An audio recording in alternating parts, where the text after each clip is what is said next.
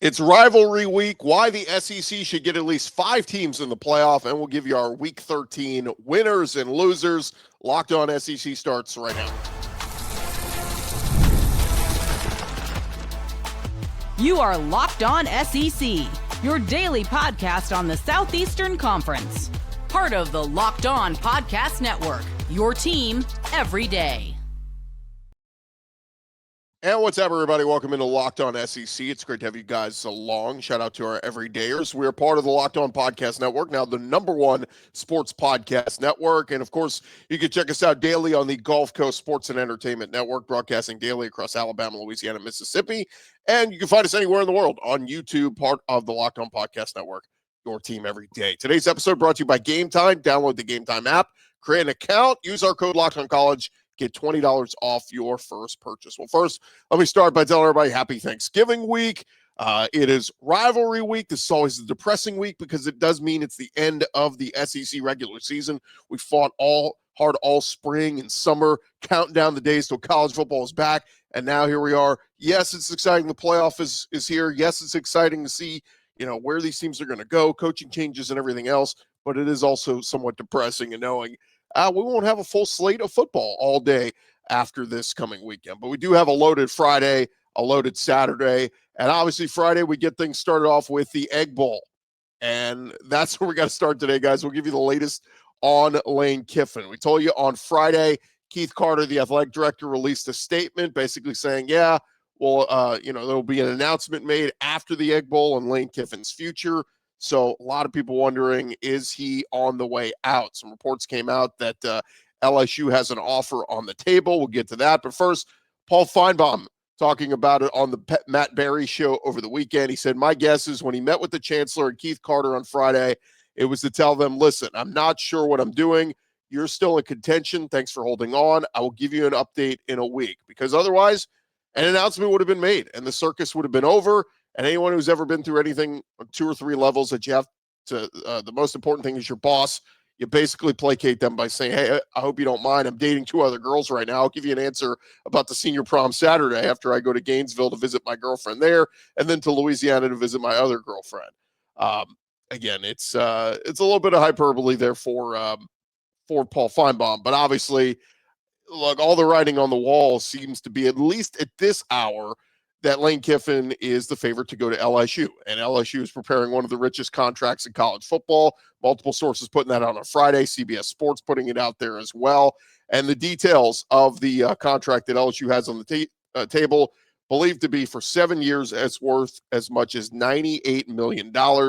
Again, that's from CBS Sports. It includes a significant promise that would make LSU competitive in the revenue sharing and NIL. A formal offer has not yet been made. Kiffin is expected to make a decision on his future after Friday's Egg Bowl against Mississippi State. So, look, there's been rumors out there that, LSU was willing to give him in the $13 to $14 million range. We heard Ole Miss and Florida both willing to do the same. Kirby Smart, he came into this season making an annual salary of $13.3 million. So, Lane Kiffin came into this year making $9 million. You got to think wherever Lane Kiffin goes, he's going to be the highest paid coach in college football. But, of course, Georgia and Kirby, seeing how far they go, if they go win a national championship, guess what? Kirby's going to go, hey, guys, I should be the highest paid coach in college football. So a lot to play out here. Pete Thamel, College Football Insider, he reported over the weekend that Kiffin is deciding between LSU and Ole Miss, and he said that Florida is viewed more as a tertiary option at this point. They did say the Gators are still in the mix, but it appears the Tigers of LSU have the better odds to pull Kiffin away from Oxford. Thamel referenced the fact that Florida is casting a wider net in their coaching search, while LSU is solely focused on Lane Kiffin. Now, over the weekend, we did hear Nick Saban and the guys on College Game Day debating the timing on all this stuff and how all this goes down. And, should there be an offseason, where the coaches finish out the season of where they are?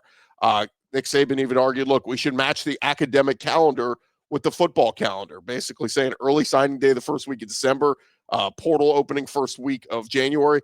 You have no time if you're a coach. If you're coaching your team into the playoff and you're thinking about leaving, you have no time to make that move. If you wait till you're finished with your team in the playoff into January, how does that school put together a signing class? How does that school put together a portal class and get ready for next season? Saban, though, he took some of the blame off of Lane Kiffin. He said, quote, "This is not a Lane Kiffin conundrum. This is a college football conundrum. And we need some leadership to step up and change the rules." Look, I would argue the early signing period is fun, but it used to be years ago, you would only sign a few kids that were early enrollees in this December going into January class. Like, I think we should get back to moving National Signing Day to that first week of February. Let's get back to that where you sign 80% of your class there and all these and let kids finish out their high school years. You know how many kids are trying to graduate early and trying to get out of high school in 3.5 years so they can go jump on the college campus and get a jump start, be a part of spring ball and bowl practice and all that. I just think that should be the minority. There should be very few kids that do that. Me personally, I think we should get back to the February signing period being the bulk of where you're signing kids. We've pushed that responsibility up, and it's moving everything with the college calendar up, including the transfer portal being now that first week of January and no post-spring portal like we've had the last couple of years. So we'll see what happens there. But like Saban said, we need some leadership. And we'll certainly see where Lane Kiffin goes. Look, as of right now, LSU the leader in the clubhouse. This thing could change in the next 24, 48, 72 hours. So we'll keep you up to breast on that. All right, let's get into teams vying for the SEC championship game. This is your current SEC standings as we head into week 14. Texas A&M sitting atop the SEC at 7-0. Georgia, they finished their SEC schedule. They are 7-1. Right now, both those teams are the favorites to possibly get there, but Alabama has a lot to say in this with the Iron Bowl. So here's basically how it works. Texas A&M is going to Atlanta with a win over Texas. If A&M goes in Austin and they beat Texas on Friday night, A&M is going to Atlanta. But if the Aggies lose, they then need Alabama and Ole Miss to both lose this weekend to go, because A&M does not hold the tiebreaker over those teams. They've played, I guess you would say, the weaker part of the SEC slate. And so, like, when we get an opponent's win percentage and all that, A&M has to win here to get to Atlanta. It's not likely with a loss they will get there. Alabama, they're going to Atlanta with a win over Auburn.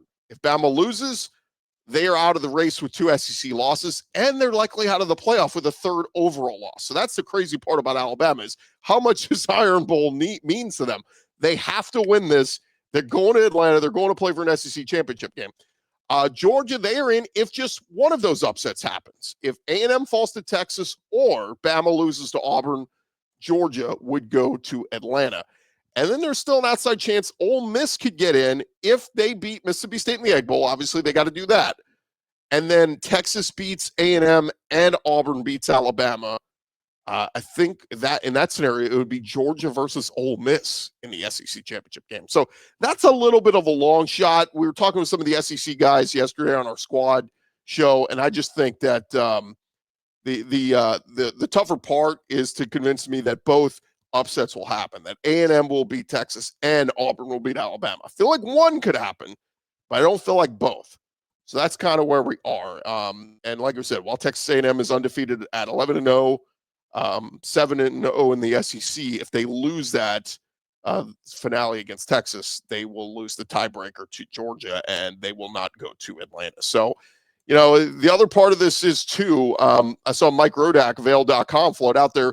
Can Alabama miss the playoff altogether? Well, obviously, if they lose to Auburn, I think they miss. If they beat Auburn but lose in the SEC championship game, that'll be Bama's 3rd loss of the year. Could they be jumped by, say, a Big 12 champion in BYU with Texas Tech also getting in? So, there's some bid stealers out there.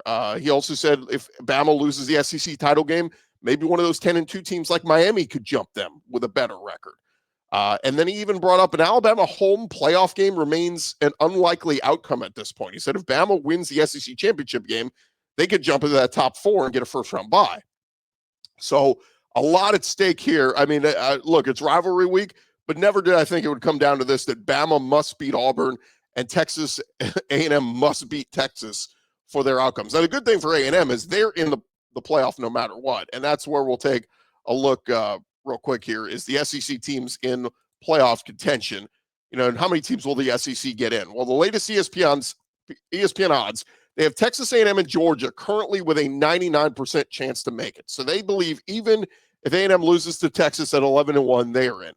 Even if Georgia were to lose to Georgia Tech this weekend, they think Georgia is in. And that's pretty interesting. A 10-2 Georgia, but I think they look at the quality wins they've got, that Georgia would still get in at 99% chance currently. Ole Miss, they have an 82% chance. Again, beat Mississippi State in the Egg Bowl in Starkville, you're 11-1, you're in. If Ole Miss loses that, they're 10-2, and the news comes out that Lane Kiffin's leaving for LSU, that could maybe knock Ole Miss down and maybe even out at 10-2. They give Alabama right now a 61% chance to make the playoff.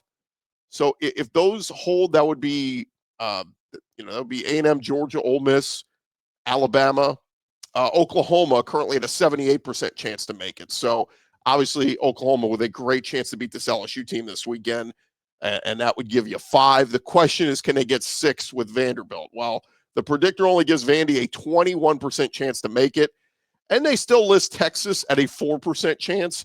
Again, this would include knocking off a number 3 Texas A&M to get in, but at 9-3, it's going to be a long shot. You're going to need a lot of help. So that's where it is right now. If I had to guess, I think A&M's in. I think Georgia's in. I think Ole Miss is in.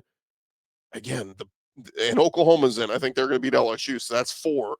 It all comes down to that Iron Bowl. Does Bama beat Auburn?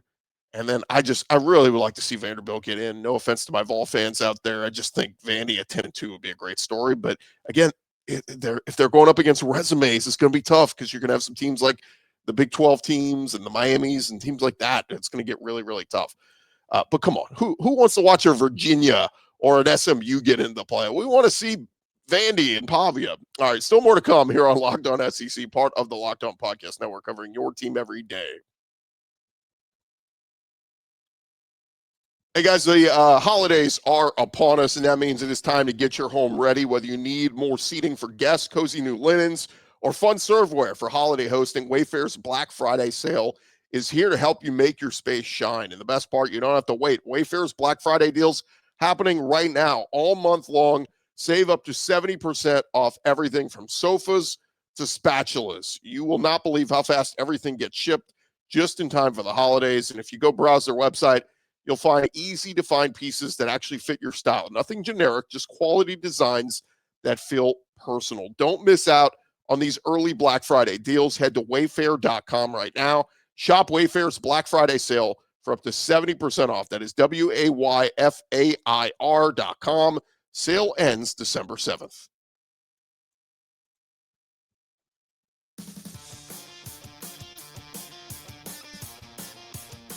All right, rolling along here to Locked On SEC, part of the Locked On Podcast Network, covering your team every day. Thank you for making Locked On the #1 sports podcast network. Let's get to we do it every week. We always give you our winners and losers coming up on the Monday out of the weekend of games. So we'll do a little positivity first. We'll start with our winners of the weekend, and we got to start first with the Oklahoma defense. Man, incredible performance by them over the weekend as on Mizzou's first drive. It looked like they were going to, Mizzou, they might be able to run the football a little bit. And then Oklahoma clamped down, holding Mizzou to just 70 rush yards on the day. They kept the country's leading rusher, Ahmad Hardy, in check. Hardy finished with just 57 rushing yards. He actually got passed over. He was the leading rusher in the country. And then Cam Cook of Jacksonville State passed him up. That's how bad of a day Ahmad Hardy had against OU. Owen Heineke, he led the way with 10 tackles for the Sooners, while Taylor Wine had 1.5 sacks. Eli Bowen, Jacoby Johnson each had interceptions, and Oklahoma stymied Mizzou, beating them 17-6. They held Mizzou to 3 of 15 on third downs, kept them out of the end zone, and Oklahoma now 6th in the country in points allowed, and they are 1 win away from locking in a playoff spot versus a really bad LSU offense. Shouldn't be a problem for them. All right, how about another winner of the weekend? How about Diego Pavia? Pavia threw for a career-high 484 yards and 5 touchdowns while also rushing for a score as Vandy demolished Kentucky 45-17. Pretty great stuff there from Pavia.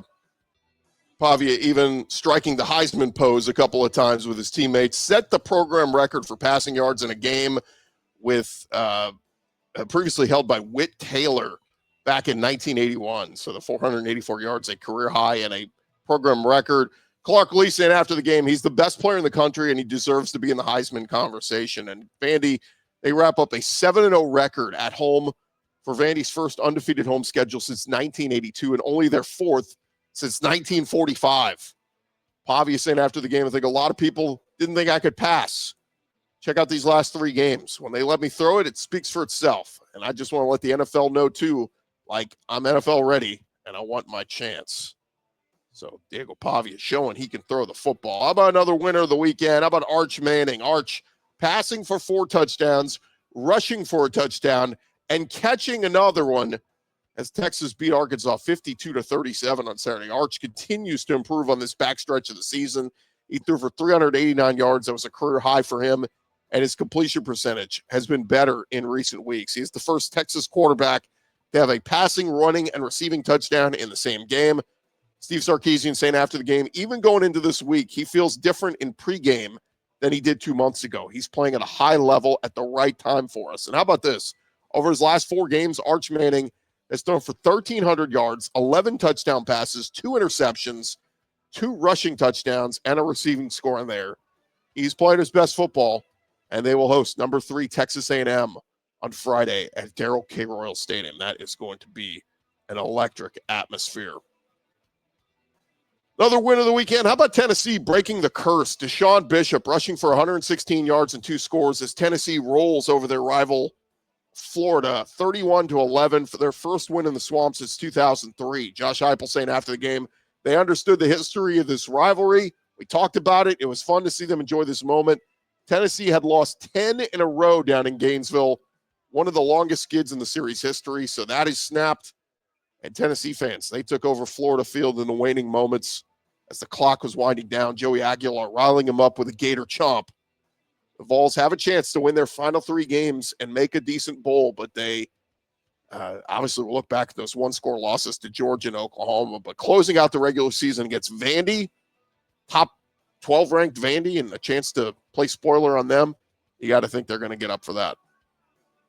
Another winner of the weekend. How about Deuce Knight, Auburn quarterback, accounting for 401 yards, 6 touchdowns, tying a school record as Auburn beat up Mercer 62-17 on Saturday. Knight is a freshman quarterback, made his first career start, rushed 9 times for 162 yards and 4 rushing touchdowns.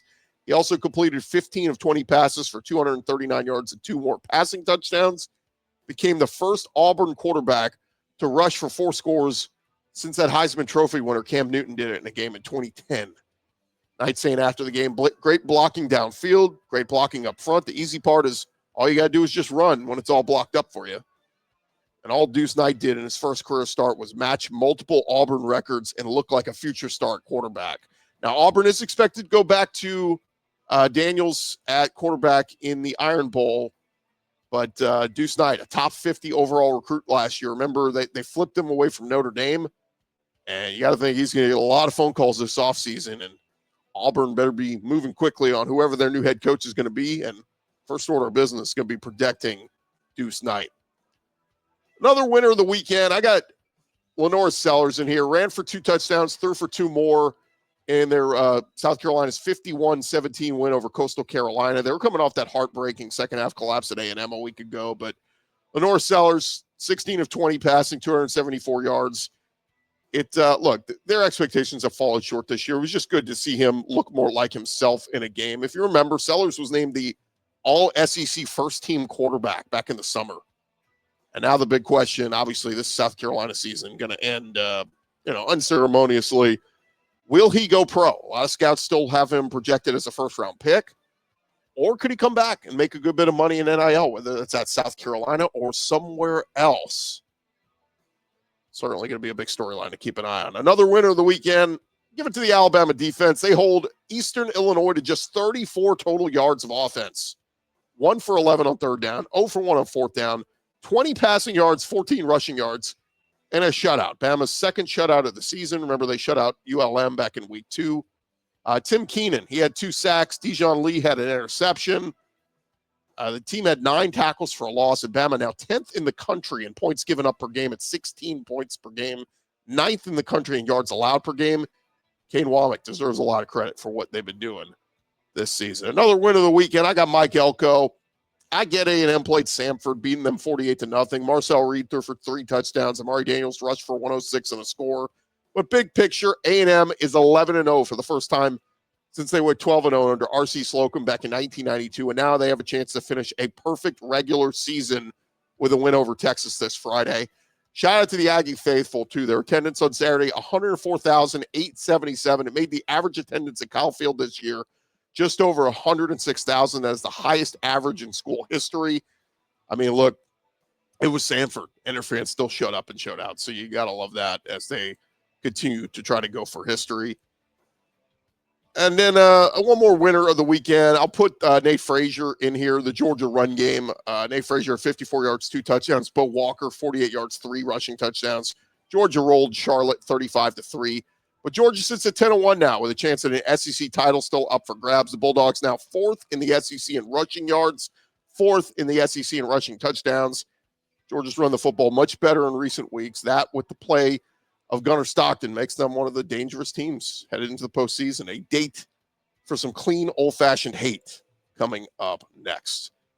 Do want to give a hat tip to the Auburn Tigers. They celebrated Senior Day by honoring 20 players who will be leaving after this season. But the loudest roar came from running back Brian Battie, who was severely injured in a tragic shooting that took the life of his brother back last year. So kudos to Auburn for honoring him. Shame, what happened to that young man, but great to see that he is still living and was able to be honored there at the Auburn game. All right, still more to come here on Locked On SEC, part of the Locked On Podcast Network, covering your team every day.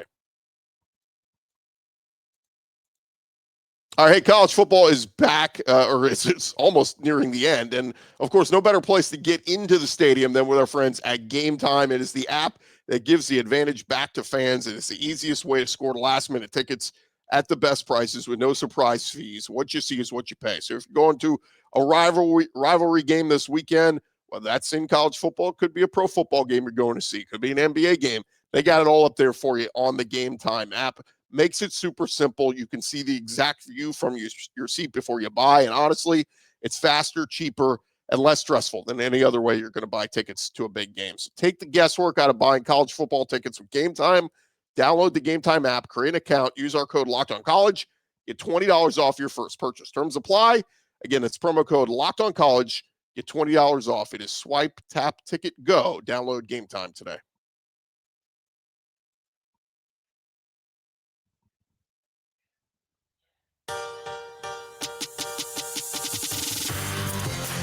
All right, final segment here on Locked On SEC, part of the Locked On Podcast Network, now the number one sports podcast network out there. We gave you our winners of the weekend. Now let's get to our losers of the weekend. And I got to start first with Bobby Petrino over at Arkansas. Like Arkansas, they've now lost 9 games in a row. They fired Sam Pittman back almost 2 months ago.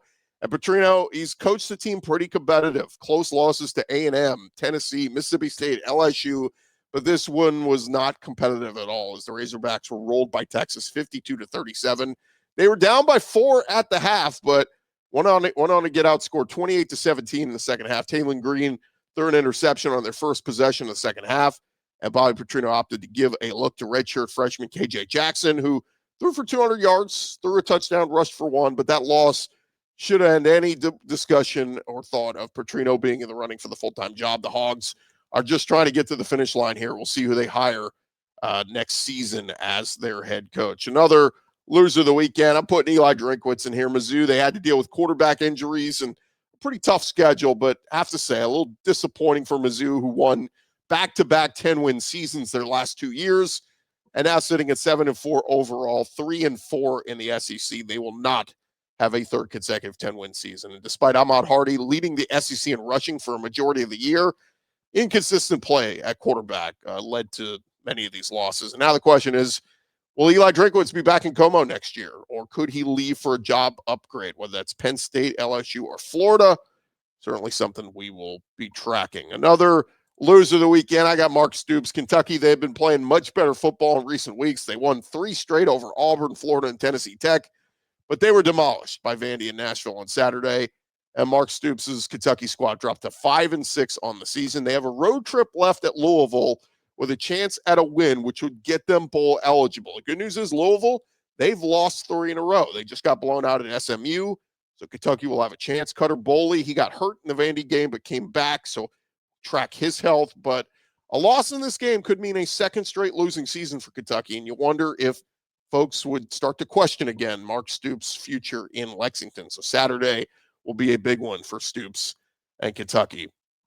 Another loser of the weekend, I've got Michael Van Buren and LSU. No offense to Frank Wilson. I know he's in a tough spot, but a lot of LSU fans wanted to see Van Buren take over for Garrett Nussmeier a couple of weeks ago. But Van Buren, he has proven that with a bad offensive line, you can't do much on offense. Against a Western Kentucky team that they were favored to beat by over 20, Van Buren threw for 202 yards, 1 touchdown, 1 pick, just 12 rushing yards. He was sacked twice, and LSU narrowly got by the Hilltoppers 13-10. Some LSU fans called this the most putrid game they've ever watched in Tiger Stadium. LSU was 3 for 16 on third downs, 1 for 3 on fourth down. Pretty awful against a team you were supposed to destroy. And a lot of fans wondering now if Michael Van Buren will be the guy next year or if LSU's new head coach will go in a different direction. Van Buren will get one more chance to show what he could do this season, this Saturday in Norman versus Oklahoma, but things could get worse versus one of the best defenses in the country.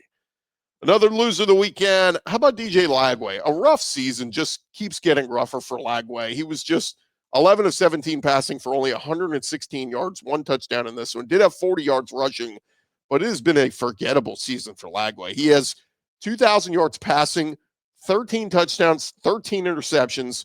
The Gators have now lost 4 in a row. They rank dead last in the SEC in points per game at 19. They are second to last in yards per game. And Lagway, this is a guy that was named to the Davey O'Brien Award preseason watch list. Carried a lot of hype after Florida won 4 in a row to finish last season. But with the firing of Billy Napier, this offense just never got on track all season. And Lagway will have a big decision to make this offseason based on who Florida hires as their next head coach. Should he stay put? And my last loser of the weekend is a guy that's not even coaching anymore. It's Hugh Freeze. Look, I get Auburn was just playing Mercer, but 6 touchdowns from a true freshman quarterback in Deuce Knight. I got to wonder what this season might have looked like at Auburn. You know, had Hugh Freeze played some more Deuce Knight earlier in the year. Their first 7 games, Jackson Arnold was struggling. I mean, couldn't even pass for 200 yards a game. And outside of some nice rushing performances by Jeremiah Cobb, this Auburn offense was very inconsistent. That was a big-time pass catchers like Eric Singleton and Cam Coleman. But Deuce Knight, he accounts for 400 yards and 6 touchdowns on Saturday, tying a school record.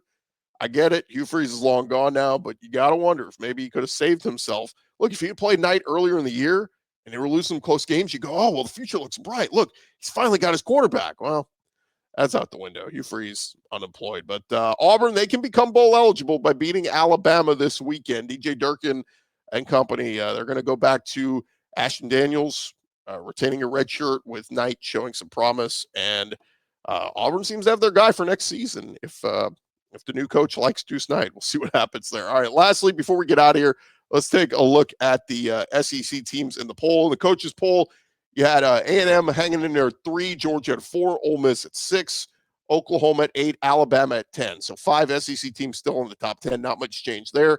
Vanderbilt at number 12, Texas 16, and Tennessee 18. Over in the AP poll, there's a little bit of change up there. Ole Miss coming in at 6 there. So you had A&M 3, Georgia 4, Ole Miss 6. I believe they had the Oregon was 5. So that Oregon and Ole Miss flipped 5 and 6 this week. Oklahoma at 8, Bama at 10, Vandy at 12, Texas at 16, Tennessee at 18. So kind of the same thing in both those polls, but nonetheless, we'll see what happens this weekend across college football. This is make or break for Alabama's season, for Oklahoma's season. I mean, if you're fancy making the playoffs, a lot is on the line this weekend. And, of course, we'll be tracking all week the Ole Miss drama and Lane Kiffin and what happens there. Hey, reminder, check out Locked On SEC simulcast daily on the Gulf Coast Sports and Entertainment Network. If you live in Louisiana, Mississippi, or Alabama, you can catch us weekdays at 11:30 a.m. Central on the Gulf Coast Sports and Entertainment Network. Home of the New Orleans Pelicans and home of Locked On SEC. I'm Chris Gordy. This has been Locked On SEC. We'll talk to you guys tomorrow. Come on back and see us.